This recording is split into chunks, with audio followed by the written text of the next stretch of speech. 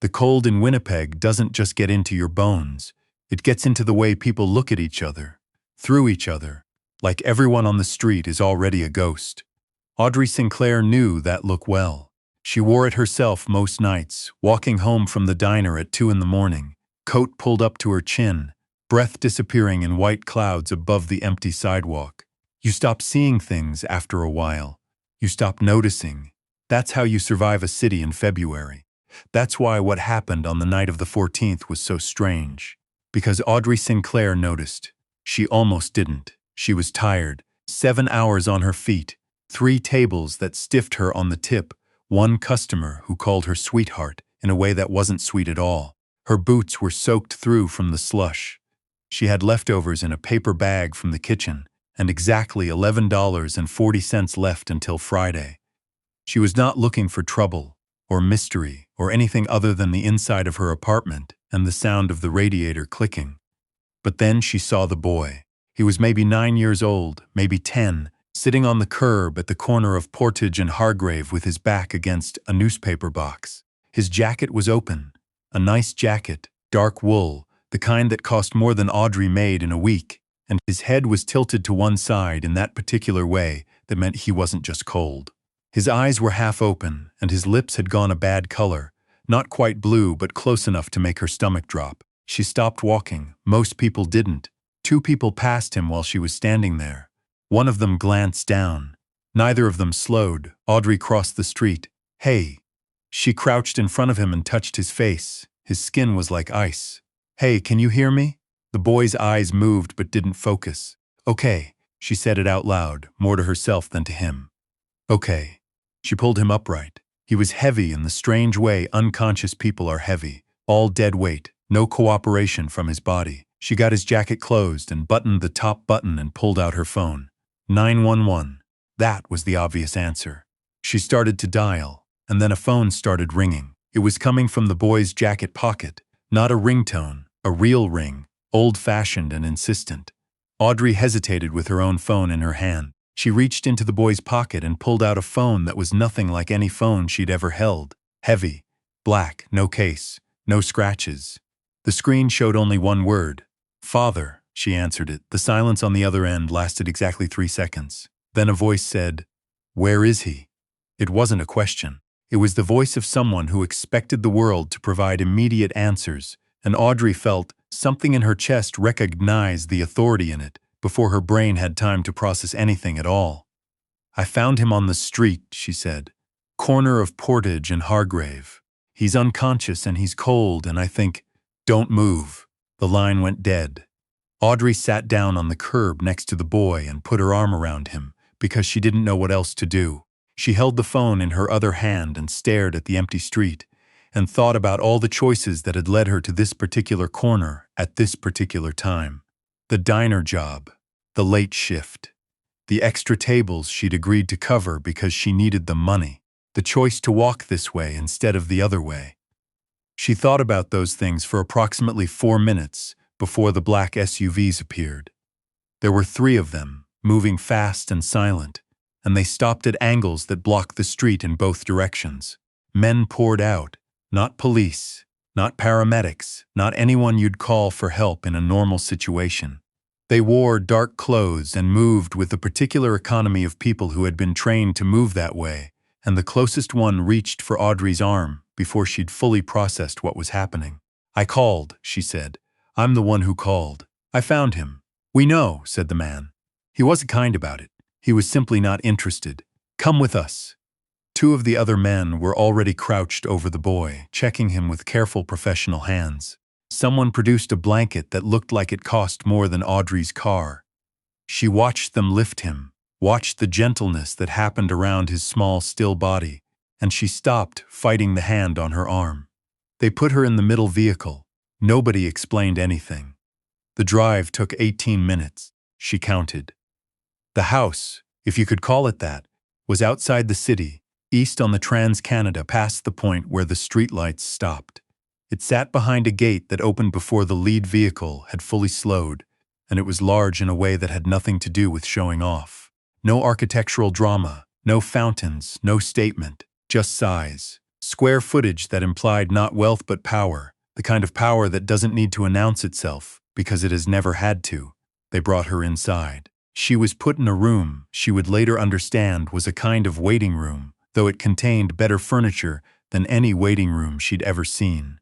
A man with a jaw, like a closed door, stood near the exit, not watching her, but not watching her. A woman in a gray blazer brought her tea she hadn't asked for. Audrey drank it because she was cold, and because refusing felt like a declaration of something she wasn't ready to declare. She waited for 20 minutes. Then the door opened and he walked in. She would think about this moment later, from a distance, and she would note that her first impression of Dominic Voss was not what she expected to feel. She had been preparing, during those 20 minutes, for something from a movie. Dramatic entrance, expensive suit, theatrical menace. What she got instead was a man who looked like he'd been awake for 36 hours and was not yet done being awake. He was tall, dark circles, a stillness about him that wasn't calm. It was the stillness of someone who had learned to contain enormous amounts of pressure. He looked at her the way she imagined doctors looked at X-rays. He looked for information, not for the person holding still while he searched. "Tell me exactly what you saw," he said. So Audrey told him. Everything. The jacket, the color of the boy's lips, the ringing phone, what she'd said, what the voice had said. She watched his face while she talked and saw nothing there except attention, complete, unblinking attention. And she found it easier to keep talking than to stop. When she finished, he said nothing for a moment. "You didn't call 911. "I started to," she said. Then his phone rang. "Why did you answer it?" "Because father seemed like someone who should know." Something shifted in his face, though she couldn't have described what exactly. Something around the eyes. Gone in half a second. "Where do you work?" he said. She told him. "How long is your walk?" 40 minutes. "I usually take the bus, but it was late and you walk home at 2 in the morning." "I walk home at 2 in the morning." He looked at her for a moment that lasted slightly longer than comfortable. "We'll need you to stay," he said, "until we understand what happened. It won't be more than a few hours." It was not a request, but he had used the word need, and Audrey would think later that this was perhaps the only honest thing he'd said in those first minutes. He did need her. He didn't want to, but he did. "Is he going to be all right?" she asked. Something in Dominic Voss went very quiet. "We don't know yet." She was taken to a different room, larger, warmer, with windows that looked out on a frozen field. She sat on a couch that was absurdly comfortable, and she did not sleep, though sleep kept coming at the edges of her awareness. She could hear movement in the house. Voices never raised, never close. Footsteps that moved quickly and then stopped. Somewhere deeper in the building, something that sounded like medical equipment. She thought about the boy's face, the half-closed eyes. She thought about the wallet in her bag with $11.40. She thought about the word father on a black screen in the middle of the night. Around 4 in the morning, a woman came in, not the woman in the gray blazer, but someone younger, sharper looking, with a phone in her hand and the expression of someone delivering intelligence rather than conversation. She looked at Audrey without warmth and said, "You're being vetted." "I assumed," said Audrey. "You should know that if anything you told him doesn't check out." "It will check out," Audrey said. "Because I told him the truth." The woman left. Audrey went back to the window and watched the dark field and waited. The thing nobody tells you about being pulled into something dangerous is how much of it is just waiting, sitting in rooms, watching doors, trying to read the quality of silence for information. The diner had taught her patience, 6 hours of patience, repeated indefinitely, and she used every bit of it now. At 5:47, Dominic Voss came back. He looked slightly less hollow than before, which she took as a good sign. He stood in the doorway rather than coming fully in, which she took as something else. "His temperature is stabilizing," he said. Audrey let out a breath she hadn't known she was holding. "He was given something. We're not sure when or how. The doctor believes he'd been out there for less than an hour before you found him." He paused. "If you'd taken another route," he stopped himself. "But I didn't," said Audrey. He looked at her directly. It lasted longer than the last time. "No," he said. "You didn't. The next 4 hours were the strange ones. She should have been free to go." The vetting had apparently confirmed that she was who she said she was, a waitress, 23 years old, from a small town 3 hours north of Winnipeg, no connections to anything that would explain her, knowing a small boy in a wool jacket. Clean, ordinary, unremarkable by every measure that mattered in Dominic Voss's world. But she wasn't free to go, because at 6 in the morning, while Audrey was finally starting to drift towards sleep on the absurdly comfortable couch, she heard something that didn't belong. A voice she recognized. It was the doctor, a man named Hargrove. She'd overheard his name mentioned twice, speaking in a low and careful voice just outside the door of the room where she was being kept. She couldn't hear the words. What she could hear was the quality of the voice, the particular flatness of it, the pauses that were too even, the rhythm of someone reciting rather than reporting. She'd heard that quality before, in a different context, in a different life. Her mother had been a nurse, and her mother had told her once about a doctor she'd worked with, who gave families bad news in exactly that tone, not because he was sad, but because we had rehearsed. Audrey stood up and moved to the door. Through the narrow gap she could see the hallway. She could see the back of a man in a white coat. She could see him looking at his phone, not at the guard he was speaking to, and she could see the way his thumb was moving, typing something, not reading something, while his mouth continued to produce even, careful words. She watched him for 40 seconds. Then she did something that she would later describe as the stupidest and most obvious thing she'd ever done, which is what you say about a decision that turned out to be right. She knocked on the door from the inside. The man in the gray blazer opened it. "You need something?" "I need to speak to Mr. Voss," she said. "He's occupied." "The doctor," she said. "The one in the hallway right now. Is he supposed to be on his phone?" The man in the gray blazer looked at her. Something changed in his face. He reached for his earpiece. What happened in the next 6 minutes was something she only understood in pieces, and only later. There was movement, contained, fast, professional. The kind of movement that happened when large amounts of threat were redirected very quickly. There was a sound that might have been raised voices, or might have been something else. There was a period of silence that had a different texture than the silences before it. And then Dominic Voss appeared in the doorway. He was looking at her differently. Not the X-ray look. Something else.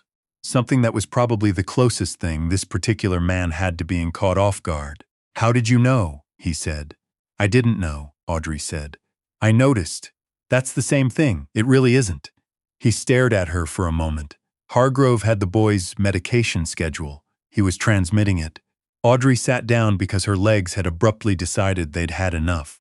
"Who to?" "That's what we're finding out." She nodded. She said nothing.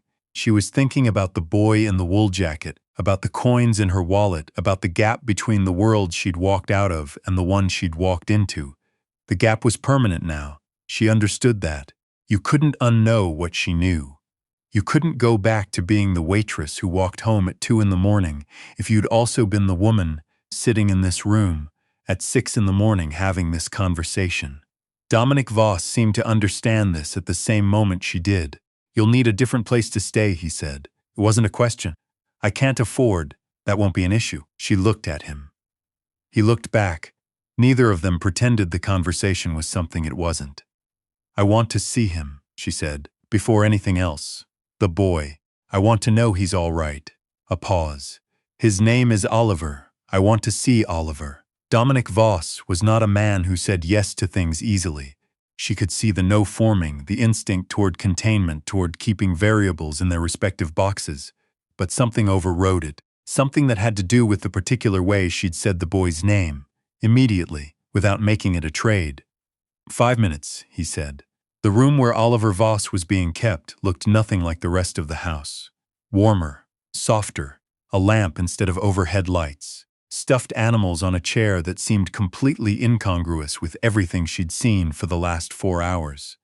The boy was in the bed, color returned to his face, an IV in his arm, breathing steadily. Audrey stood in the doorway and looked at him for a long moment. She had a sudden, illogical, overwhelming desire to fix his blanket. It had slid off one shoulder, and she crossed the room and fixed it, and she felt Dominic Voss watching her from the doorway, and she didn't look back at him because she wasn't doing it for him. Oliver's eyes opened while her hand was still on the blanket. He looked at her with the particular clarity that sick children sometimes have, when everything unnecessary has been stripped away and only the essential remains. "You're the lady," he said. His voice was small and rough. "From outside, yes," said Audrey. "I couldn't get up," he said. "I know." She smoothed the blanket edge. "You're okay now." He nodded very slowly, like a small person confirming a large and important fact. "Thank you," he said. Then his eyes closed again. Audrey stood there for a moment longer than she needed to. Behind her, from the doorway, Dominic Voss said nothing. But she heard him shift his weight, that small, involuntary movement that is the body's equivalent of a caught breath. She turned around. He was leaning against the doorframe, arms crossed, and the X-ray look was completely gone. There was something much less armored underneath it. Something that understood what it had just seen, and what it meant, and what it owed. "I meant what I said," she told him, "about seeing Oliver first. That wasn't a negotiation." "I know what it was," he said. "I don't want anything from you. I know that too." He held her gaze. "That's why you're the only person in this house I actually trust right now." The sun came up over the frozen field. It came in through the window, in long pale lines across the floor, across Oliver's sleeping form, across the expensive furniture and the medical equipment, and all the evidence of a world that had its own physics, its own gravity, its own rules. Audrey Sinclair stood in the middle of it all and thought about the $11.40 and the walk home she hadn't finished and the leftover food in a bag she'd set down on some counter somewhere and would never retrieve. She thought about the boy on the curb. She thought about what it cost to stop walking. And she thought, not for the first time and not for the last, that the expensive thing had never been the price. The expensive thing was the moment before the price, when you knew what stopping would mean and you stopped anyway. She'd stopped anyway. That much, at least, had turned out to be worth something. If you're wondering what happened to Hargrove, what he'd been transmitting and to whom, and what Dominic Voss did about it when he found out, that story is longer and darker, and it starts with Oliver's jacket, which turned out not to be just a jacket. But that's a story for another night. If you made it this far, drop a comment below and tell me, what would you have done at that corner? Would you have stopped? And if you haven't already, hit subscribe. Ella uploads every week, and the next story is already waiting for you.